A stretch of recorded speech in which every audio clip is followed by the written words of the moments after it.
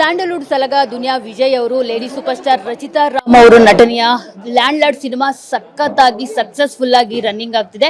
So ಎಲ್ಲರೂ ಕೂಡ ಕನ್ನಡಿಗರು ನಿಂಗವನ ನಶೆಯಲ್ಲಿ ತೇಲ್ತಿರೋವಂಥದ್ದು. ಸೊ ಇವತ್ತು DKD ಮತ್ತೆ ಭರ್ಜರಿ ಬ್ಯಾಚುಲರ್ಸ್ ಟೀಮ್ ಜೊತೆ ರಚಿತಾ ರಾಮ್ ಅವರು ಲ್ಯಾಂಡ್ ಲಾರ್ಡ್ ಸಿನಿಮಾನ ನೋಡಿದ್ದಾರೆ. ಸೊ ಅವರಿಗೆ ನಮ್ಮ ಜೊತೆ ಇದ್ದಾರೆ, ಅವ್ರನ್ನ ಮಾತನಾಡ್ಸೋಣ. ಹಾಯ್ ಬುಲ್ಬುಲ್, ಹೇಗಿದ್ದೀರಾ? ಹಾಯ್ ಮಂಗಳ. ಸೊ ಹೇಳವ್ವ ನಿಂಗವ್ವ, ಎಲ್ಲ ಕಡೆ ನಿಮ್ದೆ ನಶೆನವ್ವ. ನೈಸ್. ಇಲ್ಲ, ಖುಷಿ ಇದೆ. ನಿಂಗವ್ವ ಪಾತ್ರ ನನಗೆ ಸಿಕ್ಕಿರುವಂಥದ್ದು, ಹಾಗೆ ಆ ಪಾತ್ರ ಎಲ್ರಿಗೂ ಇಷ್ಟ ಆಗಿರುವಂಥದ್ದು. ಇವತ್ತು ನಾನು ಒಬ್ಳು ಪಾತ್ರ ಅಲ್ಲ, ರಾಚಯ್ಯ ಆಗಿರ್ಬೋದು, ಪ್ರತಿಯೊಂದು ಪಾತ್ರ, ಭಾಗ್ಯಮ್ಮ ಆಗಿರ್ಬೋದು, ಐ ಥಿಂಕ್ ನನ್ನ ಫ್ಯಾಮಿಲಿ ಮೇಲೆ ತುಂಬ ಪ್ರೀತಿ ತೋರಿಸಿದ್ದಾರೆ ಇವತ್ತು ಇಡೀ ರಾಜ್ಯ. ಹಾಗೆ ನಮ್ಮ ಚಿತ್ರದ villain my most favourite Raj B Shetty ಅವರು. ಪ್ರತಿಯೊಂದು ಪಾತ್ರ ವೀಕ್ಷಣೆ ಮಾಡ್ತಿರ್ಬೇಕಾದ್ರೆ ಎಷ್ಟು ಖುಷಿ ಆಗತ್ತೆ ಅಂದರೆ, ಏನು ಚೆನ್ನಾಗಿ ಮಾಡಿದ್ದಾರೆ ಅಂದರೆ ಎಲ್ಲರ ಪರ್ಫಾರ್ಮೆನ್ಸ್ ಆಗಿರ್ಬೋದು, ಜೊತೆಗೆ ಡೈರೆಕ್ಟರ್ ಸರ್ ಎಷ್ಟು ಚೆನ್ನಾಗಿ ಪಾತ್ರಗಳನ್ನ ಡಿಸೈನ್ ಮಾಡಿರೋ ಅಂಥದ್ದು. ಹಾಗೆ ಪ್ರತಿಯೊಬ್ಬರು ಕೂಡ ಇಲ್ಲಿ ಯಾರೋ ಚೆನ್ನಾಗಿ ಕಾಣಿಸ್ತಿಲ್ಲ, ಏನೋ ಚೆನ್ನಾಗಿ, ಇಲ್ಲಿ ಚೆನ್ನಾಗಿ ಕಾಣಿಸ್ತಿರೋದಲ್ಲ, ಪಾತ್ರ ಎಷ್ಟು ಅಚ್ಚುಕಟ್ಟಾಗಿ ಮಾಡಿದ್ದಾರೆ ಅಂತ. ಪ್ರತಿಯೊಬ್ಬರು ಕೂಡ ಪುಟ್ಟು ಆ ಮಗು ಕೂಡ ತುಂಬ ಚೆನ್ನಾಗಿ ಮಾಡಿದೆ. So all thanks to Jadesh ಸರ್ಗೆ. ಅಷ್ಟು ಪ್ರೀತಿಯಿಂದ ನಮ್ಮನ್ನೆಲ್ಲರ ಹತ್ರನೂ ಈ ಪಾತ್ರನ ಒಪ್ಪಿಸಿ ಕನ್ವಿನ್ಸ್ ಏನು ಕಷ್ಟ ಆಗಲಿಲ್ಲ ಅವ್ರಿಗೆ, ಒಪ್ಪಿಸಿ ಆ್ಯಂಡ್ ಇಷ್ಟು ಚೆನ್ನಾಗಿ ಪಾತ್ರ ನಮಗೆ ಕೊಟ್ಟಿರೋದಕ್ಕೆ, ಆ್ಯಂಡ್ ನಮ್ಮ ಕಡೆಯಿಂದ ಆ ಒಂದು ಅಭಿನಯನ ಅಷ್ಟು ಚೆನ್ನಾಗಿ ಪ್ಯಾಂಪರ್ ಮಾಡಿ ತೆಗೆಸಿರೋದಕ್ಕೆ ಥ್ಯಾಂಕ್ ಯು ಸರ್, ತುಂಬ ಥ್ಯಾಂಕ್ಸ್. ಈ ಸಿನಿಮಾದಲ್ಲಿ ನಾವೆಲ್ಲರೂ ಕೆಲಸ ಮಾಡಿದ್ದೀವಿ ಅನ್ನೋ ಖುಷಿ ನಮ್ಗೆಲ್ರಿಗೂ ಇದೆ. ಅಫ್ಕೋರ್ಸ್ ಈಗ ನಟಿಯರು ಅಂತ ಅಂದಮೇಲೆ ಮೋಸ್ಟ್ ಪ್ರಾಬಬ್ಲಿ ಎಲ್ಲರೂ ಕರೆಯೋದು ಗ್ಲಾಮರಸ್ ರೋಲ್ಸ್ಗೋಸ್ಕರ. ಆದರೆ ನಟಿಯರು ಸರ್ಚ್ ಮಾಡ್ತಿರ್ತಾರೆ ಈ ಥರದ್ದು ಗ್ಲಾಮರಸ್ ರೋಲ್ ಸಿಗಲಿ ನಮಗೆ ಅಂತ. ಯಾಕಂದರೆ ಅವ್ರು ತಮ್ಮನ್ನು ತಾವು ಪ್ರೂವ್ ಮಾಡ್ಕೊಳ್ಳೋಕೆ ಸಾಧ್ಯ ಇರೋದೇ ಈ ಥರದ್ದು ರೋಲ್ಸಲ್ಲಿ. ನೀವು ಆ ಮಚ್ಚಿಟ್ಕೊಂಡು ಬರ್ತಿದ್ರೆ ಆ ಗ್ರೇಸು, ಆ ರಗ್ಗಡ್ನೆಸ್ಸು.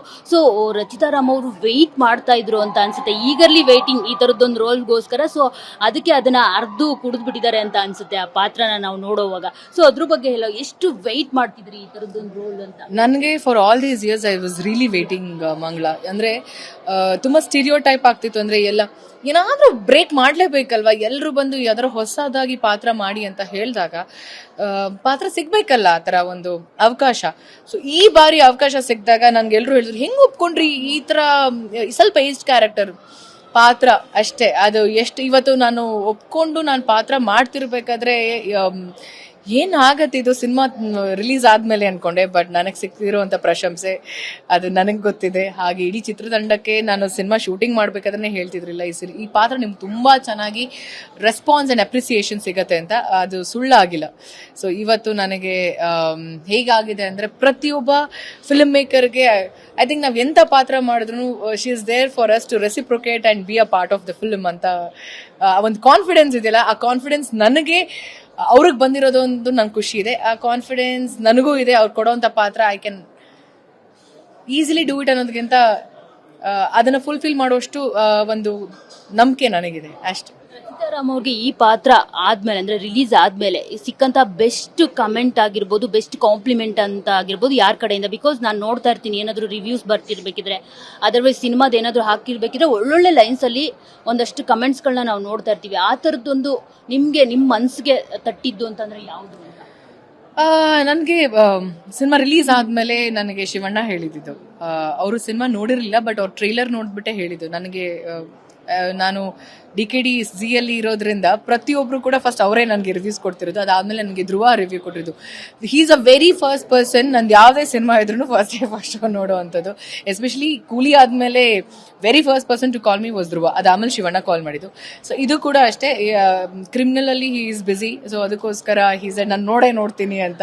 ಬಟ್ ಟ್ರೇಲರ್ ನೋಡಿದಾಗ ಅಯ್ಯೋ ನೀನು ನನ್ನ ಸಿನಿಮಾದಲ್ಲಿ ಹೀರೋಯಿನ್ ಆಗ್ಬೇಡ, ವಿಲ್ಲನ್ ಆಗ್ಬಿಡು ಅಂತ ಆ ಥರ ಒಂದು ಟೆರರ್ ಕ್ಯಾರೆಕ್ಟರ್ ಇನ್ಮೇಲಿಂದ we love to watch you like that. So I am happy ನನ್ನ ಫ್ರೆಂಡ್ ಈ ಥರ ಒಂದು ಎಕ್ಸ್ಪೆರಿಮೆಂಟ್ ಮಾಡ್ತಿರೋದು ಒಂದು ಹಿ ಈಸ್ ವೆರಿ ಹ್ಯಾಪಿ. ನನಗೆ ಡೌಟ್ ಇದೆ, ಕ್ರಿಮಿನಲ್ ಅಲ್ಲಿ ನೀವೇ ಕ್ರಿಮಿನಲ್ ಅಂತ? ಇಲ್ಲ ಸತ್ಯವಾಗ್ಲೂ ಇಲ್ಲ.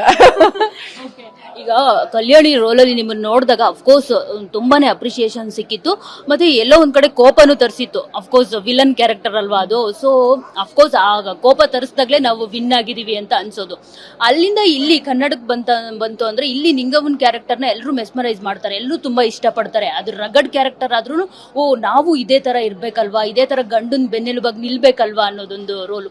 ಈ ವೇರಿಯೇಷನ್ಸ್ ಬಗ್ಗೆ ಹೇಳೋದಾದ್ರೆ ಅದು ಕೂಡ ಗಂಡನ್ ಜೊತೆನೆ ನಿಂತಿದ್ದಿದ್ ನಾನು. ಆಕ್ಚುಲಿ ಗಂಡನ್ಗೋಸ್ಕರ ಇದ್ದಂತ ಒಂದು ಪಾತ್ರ ಕಲ್ಯಾಣಿ.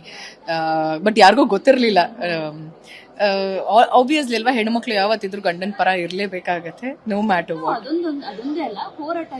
100%.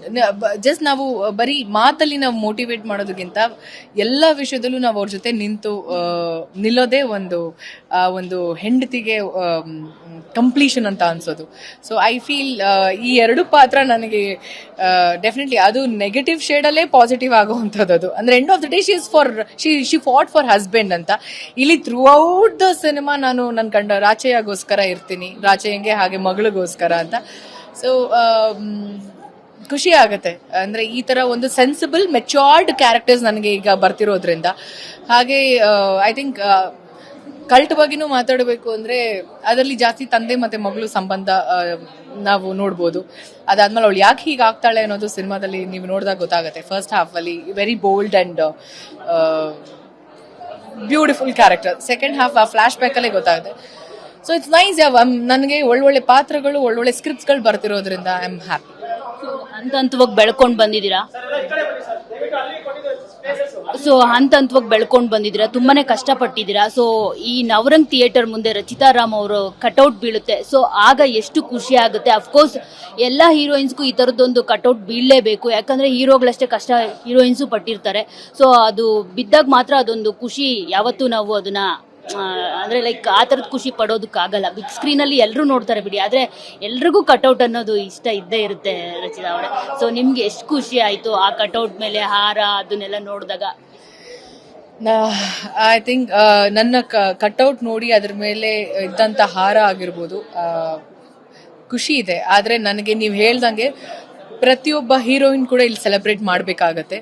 And I am looking forward to see the cutouts of all my heroines, because ನಾವು ಎಲ್ರ ತರನು ನಾವು ಅಷ್ಟೇ ಶ್ರಮ ಹಾಕ್ತೀವಿ, ಸುಮ್ಮನೆ ಹಿಂಗೆ ಬಂದು ಹಿಂಗೆ ಹೋಗೋವಂಥದ್ದಲ್ಲ ಸಿನಿಮಾದಲ್ಲಿ. ಸೊ ಎಲ್ಲ ಹೀರೋಯಿನ್ಗೂ they deserve it. I think ತುಂಬ ಜನ 8 ವರ್ಷ 10 ವರ್ಷದಿಂದ ಕೆಲಸ ಮಾಡ್ಕೊಂಡು ಬರ್ತಿದ್ದಾರೆ. ಸೊ ಅವ್ರಿಗೆ ಆ ಒಂದು ನಾವು ಅಪ್ರಿಸಿಯೇಷನ್ ಕೊಟ್ಟಿಲ್ಲ ಅಂದರೆ ಹೇಗೆ ಅಲ್ವಾ.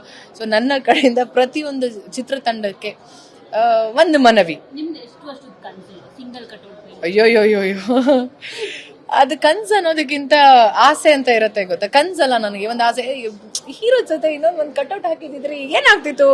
ಹೀರೋ ಜೊತೆಗೆ ನಾವು ಸಿನಿಮಾ ಮಾಡಿದೀವಲ್ವಾ. ಸೊ ಅವ್ರು ಫೈಟ್ ಮಾಡಿರ್ತಾರೆ, ಓಕೆ. ಬಟ್ ಇವಾಗ ಆ ಥರ ಇಲ್ಲ. ಹೀರೋಯಿನ್ಸ್ ಕೂಡ ಫೈಟ್ ಮಾಡ್ತಾರೆ, ಹೀರೋಯಿನ್ಸ್ ಕೂಡ ಫುಲ್ ಫ್ಲೆಡ್ಜ್ ಆಗಿ ಇಡೀ ಸಿನಿಮಾದಲ್ಲಿ ಇರ್ತಾರೆ. ಹೀರೋ ಪಕ್ಕ ಒಂದು ಹೀರೋಯಿನ್ ಕಟೌಟ್ ಇದ್ರೆ ಚೆನ್ನಾಗಿರುತ್ತೆ. ನನ್ನ ಒಂದು ಸಣ್ಣ ಮನವಿ ಎಲ್ಲ ನಿರ್ಮಾಪಕರಿಗೆ, ನಿರ್ದೇಶಕರಿಗೆ, ಕಟೌಟ್ ತುಂಬ ಮುಖ್ಯ ಆಗುತ್ತೆ ಪ್ರತಿಯೊಬ್ಬರ ಜೀವನದಲ್ಲಿ. ಕಟೌಟ್ಗೋಸ್ಕರ ತುಂಬ ಕನ್ಸುಗಳನ್ನ ಇಟ್ಕೊಂಡು ಬಂದಿರ್ತೀವಿ.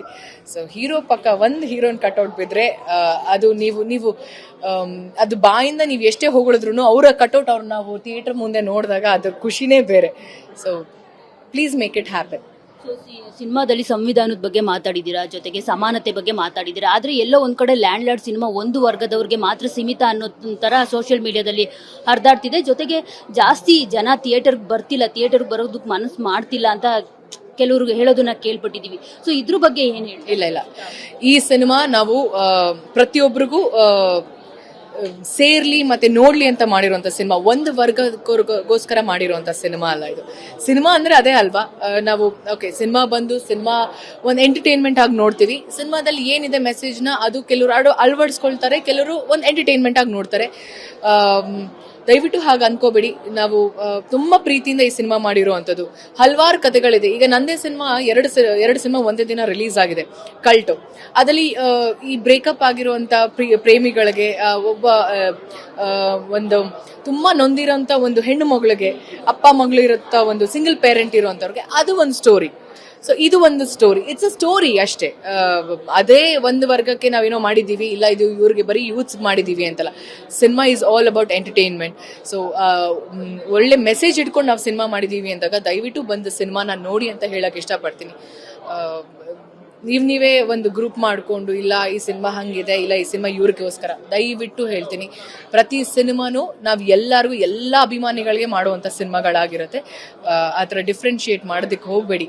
ಇಲ್ಲಿ ಸಿನಿಮಾದಲ್ಲಿ ಕೆಲಸ ಮಾಡೋರು ಒಬ್ರೊಬ್ರು ಒಂದೊಂದು ಕಮ್ಯುನಿಟಿಯಿಂದ ಬಂದಿರ್ತೀವಿ, ಒಬ್ರೊಬ್ರು ಒಂದೊಂದು ರಿಲಿಜನಿಂದ ಬಂದಿರ್ತೀವಿ. ಹಾಗಂತ ಇವ್ರು ಮಾಡಬಾರ್ದು, ಅವ್ರು ಮಾಡ್ತಿದ್ದಾರೆ ಇವ್ರನ್ನ ಸೇರಿಸ್ಕೊಳ್ಳೋಣ, ಹಂಗಲ್ಲ. ಸಿನಿಮಾ ಅಂತ ಬಂದಾಗ ಪ್ರತಿಯೊಬ್ಬರು ನಾವು ಕಲಾಭಿಮಾನಿಗಳು, ಕಲಾ ಸರಸ್ವತಿಗೆ ನಾವು ತಲೆಬಾಗಿ ಸಿನಿಮಾ ಮಾಡಿರ್ತೀವಿ. ಆ್ಯಂಡ್ ನಾವೆಲ್ಲರೂ ಒಂದು ಅಂತ ಸಿನಿಮಾ ಮಾಡಿರ್ತೀವಿ.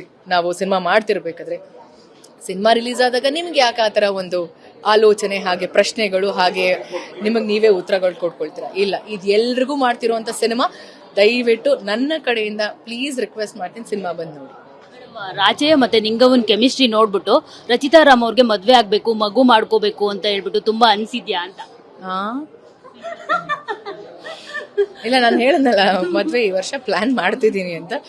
ಯಾಕಂದ್ರೆ ಅಷ್ಟು ಸೊಗಸಾಗಿದೆ ನಿಮ್ ಸಾಂಗ್ ಅಲ್ಲಿ ಆಗಿರ್ಬೋದು, ಆ ಒಂದು ಪ್ರೀತಿ ಬಾಂಧವ್ಯ ಆಗಿರ್ಬೋದು. ನೀವು ಅವತ್ತು ಕೂಡ ಹೇಳಿದ್ರಿ ಶಿವಣ್ಣ ಮತ್ತೆ ಗೀತಕ್ಕನ್ ನೋಡಿದ್ರೆ ನನ್ಗಂಗ ಅನ್ಸುತ್ತೆ ಅಂತ.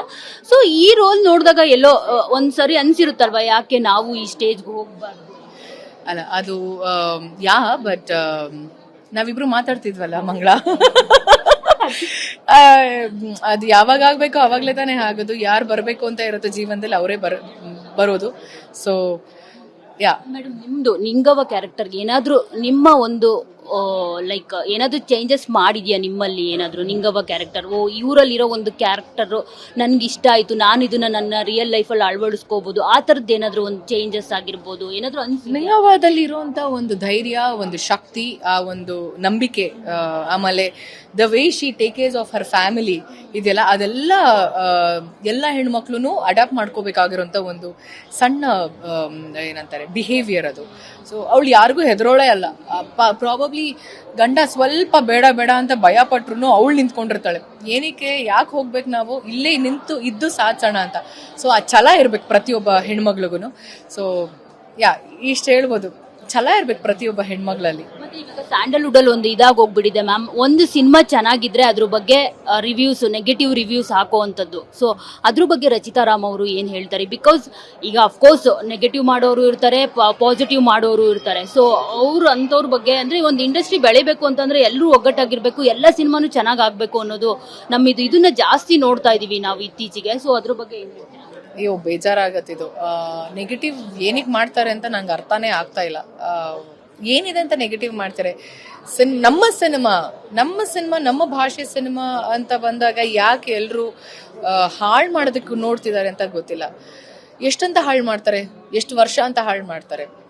ಇಲ್ಲಿ ನಾವೇನೋ ಹಾಳು ಮಾಡೋದಕ್ಕಂತ ಹೋದಾಗ ಬೇರೆ ಭಾಷೆ ಸಿನಿಮಾ ಬಂದಾಗ ಅಲ್ಲಿರೋರ್ಗೆ ಏನನ್ಸುತ್ತೆ ಅಂದ್ರೆ ಇವ್ರು ಇಂಡಸ್ಟ್ರಿ ಅವ್ರ ಸಿನಿಮಾ ಚೆನ್ನಾಗಿ ಮಾಡ್ತಿಲ್ಲ ಅನ್ಸುತ್ತೆ. ಅದಲ್ಲ, ಸಿನಿಮಾ ಚೆನ್ನಾಗಿ ಮಾಡ್ತಿದೀವಿ. ಬಟ್ ಕೆಲವರು ಹೇಳ್ತಾರಲ್ಲ, ಗೊತ್ತಿಲ್ದೇ ಇರುವಂತ ಕೈಗಳೆಲ್ಲ ಸೇರ್ಕೊಂಡು ಸಿನಿಮಾನ ಕೆಳಗಡೆ ಇಳಿಸ್ತಿರುವಂಥದ್ದು, which is really not appreciable. ಅದು ಒಳ್ಳೆ ಬೆಳವಣಿಗೆ ಅಲ್ಲ ಅಂತ ಹೇಳಕ್ ಇಷ್ಟಪಡ್ತೀನಿ. ಸಿನಿಮಾ ಚೆನ್ನಾಗಿ ಮಾಡಿರೋರ್ಗೆ ಬೆಂತಟ್ಟಣ, ಸಪೋರ್ಟ್ ಮಾಡೋಣ. ನಿಮಗೆ ಈ ಪಾತ್ರನ ಒಪ್ಕೊ ಅಂತ ಹೇಳಿದ್ದೆ ದರ್ಶನ್ ಸರ್ ಅಂತ ನೀವು ಹೇಳಿದ್ರಿ.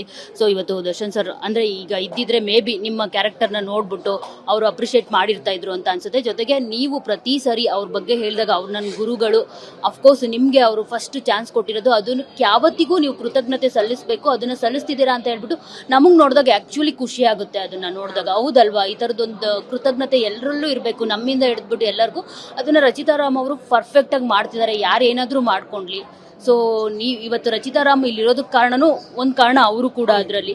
ಸೊ ಅದನ್ನ ಕರೆಕ್ಟಾಗಿ ಮಾಡ್ತಿದ್ದಾರೆ ಅಂತ ಕೂಡ ಅಂತ ಅನ್ಸುತ್ತೆ. ಇವತ್ತು ಅವ್ರು ಇದ್ದಿದ್ರೆ ನಿಮ್ಮ ಸಿನಿಮಾಗೆ ಯಾವ ಥರ ನಿಲ್ತಿದ್ರು, ನಿಮ್ಮ ಕ್ಯಾರೆಕ್ಟರ್ ಬಗ್ಗೆ ಅವ್ರು ಏನು ಹೇಳ್ತಿದ್ರು ಅಂತ ಅವ್ರ ಭಾಷೆನಲ್ಲಿ? ಅವ್ರು ನನಗೆ ಅವತ್ತೇ ಹೇಳಿದ್ರು, ನೋಡೋಣ ಕಾಟೇರನ ನಿಂಗವ್ವನ ಅಂತ. ಸೊ ನಿಂಗವ್ವ ಅಂತ ಹಾಡೇ ಹೇಳ್ಬಿಡ್ತಿಲ್ಲ. ಇಲ್ಲ, ನಾನು ಈ ಸಿನಿಮಾ ಒಪ್ಕೊಂಡ ಮೇಲೆ ನಾನು ಫಸ್ಟ್ ಅವ್ರಿಗೆ ಮಾಡಿರುವಂಥದ್ದು, ಕಾಲ್ ಮಾಡಿ ಹೇಳಿರೋ ಅಂಥದ್ದು. ಇಷ್ಟಪಡ್ತಿದ್ರು, ಅವ್ರಿಗೆ ತುಂಬ ಹೆಮ್ಮೆ ಆಗಿರುತ್ತೆ ಇವತ್ತು ಅವ್ರು ಈ ಸಿನಿಮಾ ನೋಡಿದಿದ್ರೆ. ನಮ್ಮ ಬ್ಯಾನರ್ ಇಂದ ಬಂದಂತ ಹುಡುಗಿ ಇವತ್ತು ಈ ತರ ಪಾತ್ರ ಮಾಡಿದಾಳೆ ಅಂಡ್ ಎಲ್ರಿಗೂ ಇಷ್ಟ ಆಗಿದೆ ಅದು. I am very proud of you ಅಂತ ಹೇಳಿರ್ತಾರೆ. ಸೊ ಎಲ್ಲರೂ ನಿಮ್ಮ ನಶೆಯಲ್ಲಿ ತೇಲ್ತಿದ್ದಾರೆ. ಸೊ ಇನ್ನು ನಶೆಯಲ್ಲಿ ಬಂದು ತೇಲ್ದೇ ಇರೋರಿಗೆ ಯಾವ ತರ ಸಿನಿಮಾ ಥಿಯೇಟರ್ಗೆ ಅವ್ರನ್ನ ಇನ್ವೈಟ್ ಮಾಡ್ತೀರಾ ನೀವು ಅಂತ ಹೇಳ್ಬಿಟ್ಟು? ಹೆಂಗಾಗ್ಬಿಟ್ಟಿದೆ ನೋಡಿ, ಈಗ ರಿಕ್ವೆಸ್ಟ್ ಮಾಡೋ ಹಾಗೆ ಆಗೋಗಿದೆ. ಸಿನಿಮಾ ಚೆನ್ನಾಗಿ ಮಾಡಿದ್ರು ಸಹ ರಿಕ್ವೆಸ್ಟ್ ಮಾಡಿ ಬನ್ನಿ ಪ್ಲೀಸ್ ಅನ್ನೋ ತರ ಆಗೋಗಿದೆ. ಸಿನಿಮಾ ಎಲ್ಲರೂ ಅವ್ರವ್ರ ಪಾಯಿಂಟ್ ಆಫ್ ವ್ಯೂ ಅಲ್ಲಿ ಪರ್ಸ್ಪೆಕ್ಟಿವ್ ಅಲ್ಲಿ ನೋಡ್ತಾರೆ ಸಿನಿಮಾನ. ಕೆಲವ್ರಿಗೆ ಇಷ್ಟ ಆಗತ್ತೆ, ಕೆಲವ್ರಿಗೆ ಇಷ್ಟ ಆಗಲ್ಲ. ನೀವು ವಾಲಂಟಿಯರ್ ಆಗಿ ಸಿನಿಮಾ ಥಿಯೇಟರ್ಗೆ ಹೋಗಿ ನೋಡಿದಾಗ ನಿಮ್ಗೆ ಇಷ್ಟ ಆದ್ರೂ ಆಗ್ಬೋದು, ಯಾರೋ ಗೊತ್ತು. ಅದಾದ್ಮೇಲೆ ನೀವು ಹೋಗಿ ಹೇಳಿ ಈ ಸಿನಿಮಾ ಚೆನ್ನಾಗಿದೆ, ನೀ ಹೆಂಗೆ ಹೇಳಿದೆ ಅಂತ. ಬೇರೆಯವ್ರ ಜಡ್ಜ್ಮೆಂಟ್ ತಗೊಂಡು ನಾವು ಐ ಥಿಂಕ್ ಬೇರೆಯವ್ರ ಜಡ್ಜ್ಮೆಂಟ್ ಇಂದಾನೆ ಜೀವನ ಮಾಡ್ತಿದೀವಿ ಅಂತ ಅನ್ಸ್ತಿದೆ ಈಗ. ನಮ್ಮ ಸೆಲ್ಫ್ ಜಡ್ಜ್ಮೆಂಟ್ ಅಲ್ಲಿ ಇಲ್ಲ. ದಯವಿಟ್ಟು ಹಾಗಿರ್ಬೇಡಿ. ಪರ್ಸನಲ್ ಎಕ್ಸ್ಪೀರಿಯನ್ಸ್ ಮಾಡಿ ಹೋಗಿ ನೋಡಿ, ಇಷ್ಟ ಆಯ್ತು ಅಂದ್ರೆ ದಯವಿಟ್ಟು ಹೇಳಿ. ಇಷ್ಟ ಆಗಿಲ್ಲ ಅಂದ್ರೆ ಸಿನಿಮಾನ ಕೊಲ್ಲಕ್ಕೆ ಹೋಗ್ಬೇಡಿ. ಸಿನಿಮಾ ಚೆನ್ನಾಗಿಲ್ಲ ಅಂತ. ಸಿನಿಮಾ ಚೆನ್ನಾಗಿದೆ, ಖಂಡಿತವಾಗ್ಲೂ ಸೂಪರ್ ಆಗಿದೆ. ಸೊ ನೋಡಿದ್ರಲ್ಲ, ಇದಿಷ್ಟು ರಚಿತಾ ರಾಮ್ ಅವರ ಮಾತು. ಕ್ಯಾಮ್ರಾ ಪರ್ಸನ್ ಜಗನ್ ಜೊತೆ ಮಂಗಳರಾಜ್ ಗೋಪಾಲ್, ಚಿ ವಿನಯನ್, ಬೆಂಗಳೂರು.